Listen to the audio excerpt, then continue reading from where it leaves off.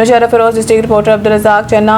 मोरू शहर में मरूफ फनकार उस्ताद अल्लाहदाद खासकेली के एजाज़ में आमिर शादी हाल में एक शाम उस्ताद अल्लाहदाद खासकेली के नाम अनवान से शानदार मौसीकी महफिल मुनक़िद हुई।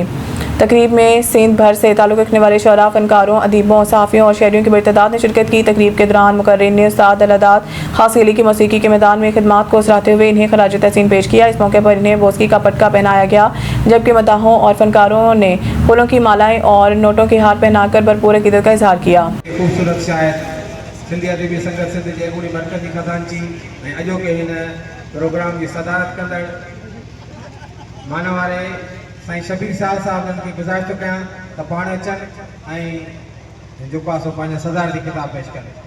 साईं माना वारा साईं शबीर साहब, तव्हांजी भरपूर ताड़ियुनि में।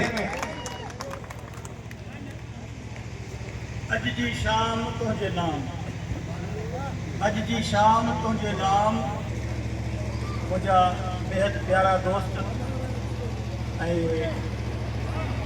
हिन सदीअ जा बेहतरीन उस्ताद ऐं मौसीकार बाजे मास्टर अदा अल्लाहदाद खासकेली ऐं एडुकेट संदसि भाउ एडुकेट GM खासकेली, मुंहिंजो दोस्त बेहतरीन शायर माशूक दारे जो सिंधी अदबी संगत ज़िले नौशहरा फेरल जो अॻूणो राब्ता सेक्रेटरी ऐं सीनियर सहाफ़ी एम ज़फ़र तगर, साईं रज़ा लांगा ऐं मुंहिंजे साम्हूं वेठल मुझे शहीद दोस्त गुलशेर तीवणे जा भा पतंग तीवणा ॾाढा गुलण तीवणा ऐं ॿिया मुंहिंजा शाइर दोस्तो, फनकार दोस्तो, सहाफ़ी दोस्तो, GS सिंध, अस्सलाम वालेकुम, हक़ मौजूद।